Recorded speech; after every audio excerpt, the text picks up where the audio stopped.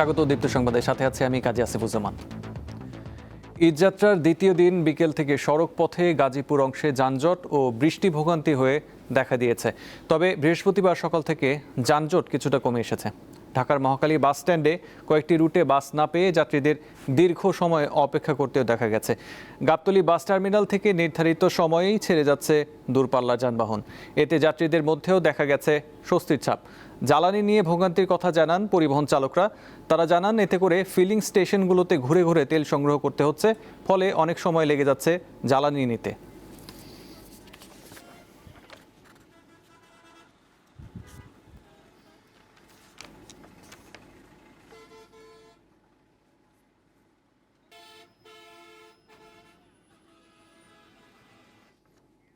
এবারে জানাবো ঢাকা চট্টগ্রাম মহাসড়কের খবর। নারায়ণগঞ্জ থেকে কিছুক্ষণ আগে চিত্র জানাচ্ছেন সহকর্মী গৌতম সাহা।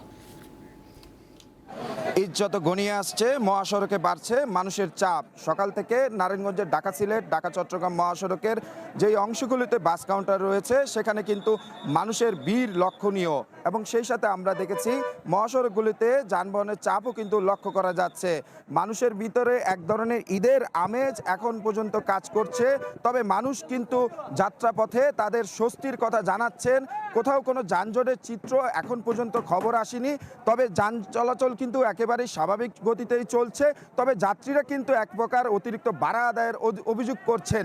আমরা যে বিষয়টি সচিত্র দেখতে পাচ্ছি, বাস কাউন্টারগুলির কিছুটা সামনেই পরিবহন সংশ্লিষ্ট যারা রয়েছেন তারা যাত্রী দেখলেই ডাকাডাকি করছেন এবং তাদের কাছ থেকে কিন্তু ভাড়া অতিরিক্ত আদায় করছেন, এবং তারা কিন্তু বলছেন নির্ধারিত ভাড়াই তারা নিচ্ছেন।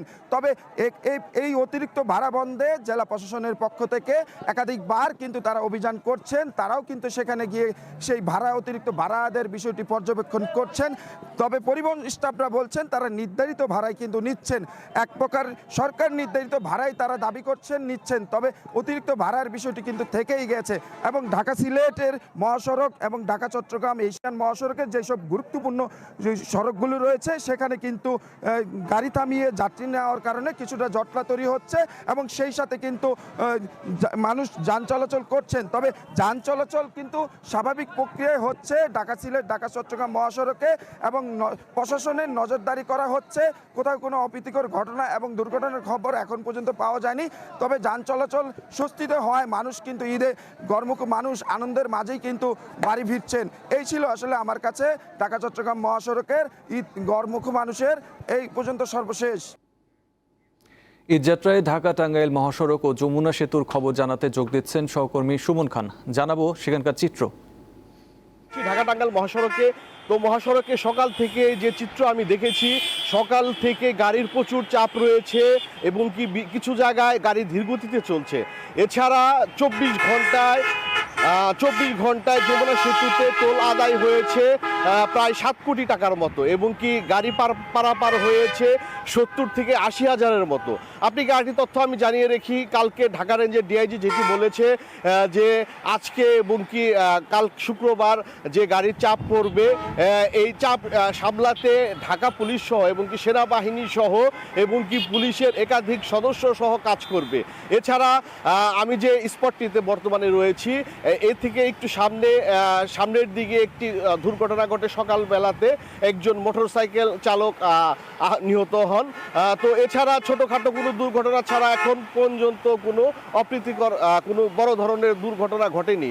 আপনি গাড়ির তথ্য আমি জানিয়ে রাখি, টাঙ্গাইলের 13 কিলোমিটারের যানজটের যে সংখ্যা ছিল সেই আজকে বেলা বাড়ার সাথে সাথে হয়তো যানজট হতে পারে এমনটাই আশা করছে প্রশাসন এবং কি স্থানীয় প্রশাসন এবং কি পুলিশ প্রশাসন, কারণ গাড়ির প্রচুর চাপ রয়েছে।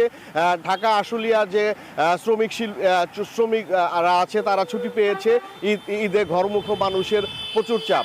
আরেকটি তথ্য আপনাকে জানিয়ে রাখি যে একাধিক চালক যেটি সবসময় অভিযোগ করছে যে ডিজেল সংকট রয়েছে, তো ডিজেল সংকটের সমাধান তারা দ্রুতই চাচ্ছে। তো এই ছিল টাঙ্গাইল থেকে সর্বশেষ তথ্য। বগুড়া সান্তাহারে লাইনচ্যুত নীলসাগর এক্সপ্রেসের 9টি বগির মধ্যে 7টি উদ্ধার হয়েছে, বাকি 2টা উদ্ধারে তৎপরতা চলছে। পাশাপাশি চলছে রেললাইন মেরামতের কাজ।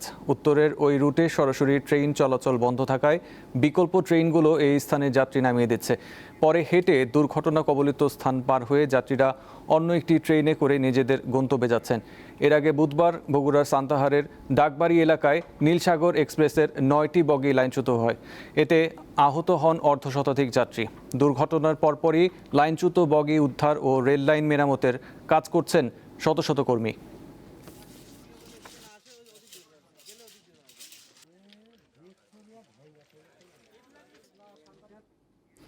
রাজধানীর কমলাপুর স্টেশন থেকে যুক্ত আছেন সহকর্মী দিলশাদ অ্যানি। কথা বলবো তার সাথে।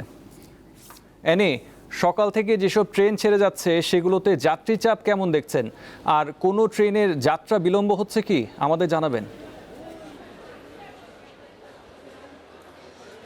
জি, আপনি বলছিলেন গতকাল যে বগুড়ার সান্তাহারে যে নীলসাগর ট্রেনটি দুর্ঘটনার কবলে পড়েছে, আজকে ঠিক 6:45-এর দিকে নীলসাগর ট্রেনটির ঢাকা থেকে ছেড়ে যাওয়ার কথা ছিল। সেই শিডিউল বিপর্যয় রয়েছে। এখন পর্যন্ত আমরা দেখেছি যারা যাত্রী আছেন নীলসাগর ট্রেনের, তারা অপেক্ষায় রয়েছেন। সেই ট্রেনটি এখন পর্যন্ত ছাড়তে পারেনি। বেশ কয়েকবার তাদের টাইম শিডিউল দেওয়া হয়েছে ট্রেনটি কখন ছাড়া হবে, কিন্তু এখন পর্যন্ত সেই ট্রেনটি ছাড়া সম্ভব হয়নি, আমরা জানতে পেরেছি।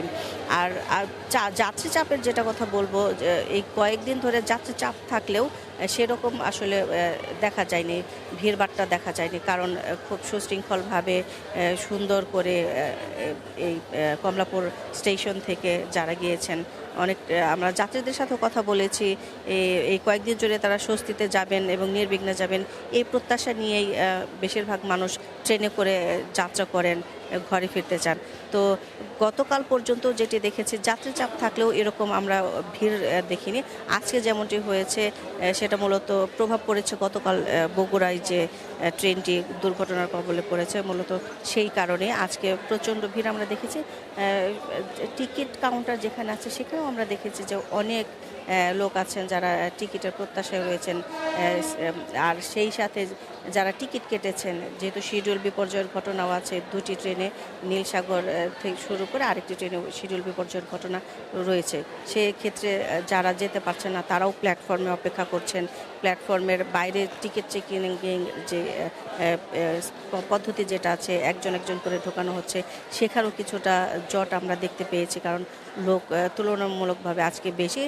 দুটি ট্রেনের লোকজন এখানেই অবস্থান করছেন। তারা এখন পর্যন্ত জানেন না যে কখন আসলে তাদের ট্রেনের শিডিউল দেয়া হবে। তো আমি এখানে একজনের সাথে কথা বলবো যাকে পেয়েছি, তার ট্রেন ছিল, তার ট্রেনের সময়সূচি চেঞ্জ করা হয়েছে, তার কাছ থেকে আসলে জানবো। আপনি কোথায় যাচ্ছেন, আপনার ট্রেন কয়টায় ছিল? আমাকে নারায়ণগঞ্জ থেকে আমি এসেছি পঞ্চগড়ে যাবো। এখন ট্রেন ছিল 10:15, সেই জায়গায় 4:50 নিয়ে গেছে। এখন সাথে বাচ্চা কাচ্চা আছে, তারা কেমন এত ঘন্টা দিয়ে বয়ে থাকবো, আবার যাওয়া সম্ভব না, নারায়ণগঞ্জ ট্রেন বন্ধ। এই যে একটা কষ্ট, সরকার এটাকে বুঝে না। এটা সরকার আবেদন যে পরবর্তী ট্রেনগুলো ঠিক করে, 5 থেকে 6 ঘন্টা লেট, এত কষ্ট, যাইতেও কষ্ট, আইতেও কষ্ট। সরকার জানে এর কাজটা ভালো করে সামনে। ধন্যবাদ আপনাকে। আপনি শুনছিলেন যে ওনার যাত্রী যিনি আছেন তার 10:10-এর দিকে ট্রেনটি ছিল, সেই ট্রেনটি এখনও ছেড়ে যাওয়ার কথা ছিল 10:10-এর দিকে, কিন্তু যেহেতু শিডিউল বিপর্যয়ের মধ্যে আছে, সেই ট্রেনটি নেওয়া হচ্ছে বিকেল 4টার পরে। তো এই যাত্রীর অভিযোগ যে এই কয়েক ঘন্টা তিনি আসলে কি করবেন, তার স্ত্রী আছে, সন্তান আছে, পরিবারের অন্যান্য সদস্যরাও আছেন, তাদের নিয়ে অনেকটা তিনি বিপাকে আছেন। আর আপনাদেরকে দেখাতে চাই যাত্রীর যে চাপটা আপনারা দেখতে পাচ্ছেন, এখানে অনেকে মোবাইলের মাধ্যমে সময় কাটানোর চেষ্টা করছেন, কেউ গল্প করে। আসলে জি, দিলশাদ আনি, আপনাকে ধন্যবাদ। এবারে সাভার থেকে ঈদযাত্রার সড়ক পথের চিত্র জানাচ্ছেন সহকর্মী এম এ হালিম। যেমনটি বলছেন, আমি কিন্তু এই মুহূর্তে রয়েছি নবীনগর চন্দ্রা মহাসড়কের, যেটি পল্লী বিদ্যুৎ খ্রিস্টান, এটি বাইপাইলে ঠিক আগে, আজও কিন্তু বাইপাইলে থেকে কিন্তু ঘরমুখ মানুষ যারা তারা যাচ্ছেন, এবং তার কারণে কিন্তু এখানে যে এই পরিবহনগুলো থেমে রয়েছে, এবং সেই কারণেই আমরা দেখতে পাচ্ছি যে বাইপাইল থেকে যে পল্লী বিদ্যুৎ পর্যন্ত সেখানে একটি ছোটখাটো একটি যানজটের সৃষ্টি হয়েছে, সেটি 2 থেকে 3 কিলো হবে। এছাড়া কিন্তু সাভার থেকে এই পল্লী বিদ্যুৎ এবং নবীনগরগামী প্রত্যেকটি বাস স্ট্যান্ডে কিন্তু আজও কিন্তু ছোট ছোট জটলা রয়েছে। যারা গতকালকে যেতে পারেনি তারাই মূলত আজকে সকালবেলা তাতে নিজ নিজ গন্তব্যে যাচ্ছেন। আপনাকে একটি তথ্য জানিয়ে রাখি, চন্দ্রা থেকে যেটি জিরানী পর্যন্ত যে যানজটটি, সেটি একটি দীর্ঘ আকার রূপ ধারণ করে এবং সেটি কিন্তু আজ সকালবেলা পর্যন্ত সেটি বহাল ছিল এবং এখন আস্তে আস্তে পরিবহন সংকটটা কিন্তু আমরা দেখতে পাচ্ছি যে অনেকটাই কিন্তু ঢাকাগামী যে লেনটি রয়েছে সেখানে কিন্তু পরিবহন একেবারেই নেই, কারণ গতকালকে যানজটে পড়ে যে পরিবহনগুলো গিয়েছিল নিজ নিজ গন্তব্যে, সেখান থেকে ঢাকামুখী ফেরত আসার পরে কিন্তু পরিবহন সংকট অনেকটা কাটবে। আজ সকালবেলা কিন্তু পরিবহন সংকটের কারণে আমরা দেখতে পাচ্ছি যে অনেকে কিন্তু খোলা ট্রাকে করে কিন্তু তাদের পরিবার পরিজনদের সাথে ঈদ করার জন্য তারা নিজ নিজ গন্তব্যে যাচ্ছেন। সব মিলিয়ে যদি আমরা এবার বলি যে ঈদের যে মানুষের ঘরে ফেরার যে চিত্র, কয়েকদিন স্বাভাবিক থাকলে কিন্তু কালকে দুপুরের পর থেকে কিন্তু সন্ধ্যার পরে বৃষ্টি হওয়া, এছাড়া যে ভোগান্তির যে বিষয়টি সেটি কিন্তু এবার মানুষ অনেকটাই কিন্তু সেটি ভোগ করেছে এবং আজও যে স্বাভাবিক একটি বিষয় যেটি আমরা দেখতে পাচ্ছি যে এখনো পর্যন্ত মহাসড়কে গতকালকের তুলনায় চিত্র কিন্তু অনেকটি ভালো। তবে এবার যে বিষয়টি লক্ষণীয় সেটি হচ্ছে যে ধাপে ধাপে ছুটি হওয়ার কারণে কিন্তু এবার মানুষ কিন্তু আগে ভাগে অনেকে যারা তাদের গ্রামের বাড়িতে ছুটে চলে গেছেন এবং শ্রমজীবী মানুষের কারণে কিন্তু এই গতকালকে থেকে যে ভোগান্তি সেটি আমরা দেখতে পেয়েছি। তো এই ছিল আমার কাছে সর্বশেষ। গার্মেন্টস ছুটির পর গতকাল গাজীপুরে তীব্র যানজট তৈরি হয়, যা রাত পর্যন্ত চলে। গাজীপুর থেকে সকালের চিত্র জানাচ্ছেন সহকর্মী জাহাঙ্গীর আলম।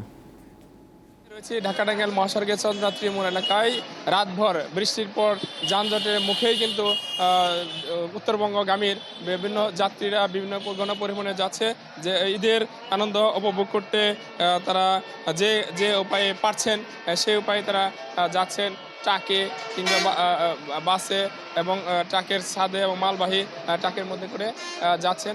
আমরা দেখতে পাচ্ছেন যে দীর্ঘ সারিতে কিন্তু যদুপুর থেকে টাঙ্গাইলগামী যে রুটটি রয়েছে সেই রুটি দিয়ে যানবাহন চলাচল করছে। পাশাপাশি নবীনগর থেকে যে রুটটি চন্দ্রা হয়ে টাঙ্গাইলের দিকে গিয়েছে সেই রুটটি কিন্তু লম্বা সারিতে যানবাহন চলাচল করছে।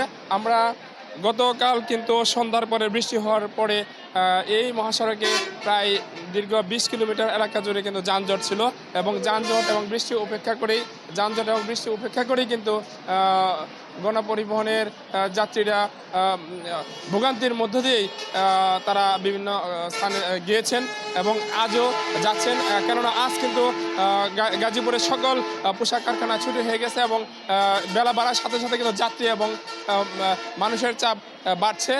আমরা ঢাকা ময়মনসিংহ মহাসড়কে খোঁজ নিয়েছি, ময়মনসিংহ মহাসড়কে কিন্তু দীর্ঘ সারিতে যানবাহন চলাচল করছে, তবে যানজট নেই। এই চন্দ্রামুখী যে রুটটি রয়েছে সেই রুটটিতে রাতভর যানজট ছিল, এখন কিন্তু লম্বা সারিতে যানবাহন চলছে, তবে যানজট নেই। আইনশৃঙ্খলা বাহিনীর সাথে আমাদের কথা হয়েছে, তারা চেষ্টা করছে মানুষের দুর্ভোগ লাঘব করে আসলে তাদের পরিবারের সাথে ঈদ কাটানোর জন্য যাতে ব্যবস্থা করা যায় সব ধরনের প্রস্তুতি তারা নিয়েছেন। এখন পর্যন্ত কিন্তু আমরা কোনো চাঁদাবাজির খবর শুনতে পাই নাই, মহাসড়কে কোনো চাঁদাবাজির ঘটনা ঘটে নাই এবং কাউন্টারগুলো বন্ধ থাকার কারণে কিছুটা ভোগান্তি পোহাতে হচ্ছে, কেননা যাত্রীদের কাছ থেকে অতিরিক্ত ভাড়া নিয়ে বিভিন্ন গন্তব্যে যাওয়া হচ্ছে। তেলের সমস্যাও রয়েছে, এখনও তেল বিভিন্ন পাম্প আমরা ঘুরে দেখেছি সেগুলো আসলে বন্ধ রয়েছে। এই কারণে আসলে যাত্রীদের অনেকটা ভোগান্তি মাথায় নিয়ে পরিবারের সাথে ঈদের আনন্দ কাটানোর জন্য নিজ নিজ গন্তব্যে ফিরছে। তো আইনশৃঙ্খলা বাহিনীর সদস্যরা বলছে আজ দুপুরের পরপরই আসলে মহাসড়কের যান চলাচল অনেকটাই স্বাভাবিক হয়ে যাবে। মধ্যপ্রাচ্যে ইরানের ধারাবাহিক হামলা অব্যাহত থাকলে দেশটির বিরুদ্ধে প্রয়োজনে সম্মিলিত সামরিক পদক্ষেপ নেওয়ার হুঁশিয়ারি দিয়েছে সৌদি আরব। একই সঙ্গে তেহরানকে অবিলম্বে তাদের আঞ্চলিক কৌশল পুনর্বিবেচনার আহ্বান জানান সৌদি পররাষ্ট্রমন্ত্রী প্রিন্স ফয়সাল বিন ফারহান আল সৌদ। রিয়াদে আরব রাষ্ট্রগুলোর পররাষ্ট্রমন্ত্রীদের বৈঠক শেষে সংবাদ সম্মেলনে তিনি এসব কথা বলেন। এদিকে ইরানের 4 শীর্ষ নেতাকে হত্যা এবং তেল ও গ্যাস ক্ষেত্রে হামলার জবাবে সৌদি আরব, কাতার ও আরব আমিরাতের তেল ও গ্যাস ক্ষেত্রে হামলা চালিয়েছে তেহরান। এছাড়া ইসরায়েলি হামলায় ইরানের গোয়েন্দা মন্ত্রী ইসমাইল খতিব নিহতের কথা নিশ্চিত করেন দেশটির প্রেসিডেন্ট মাসুদ পেজেশকিয়ান।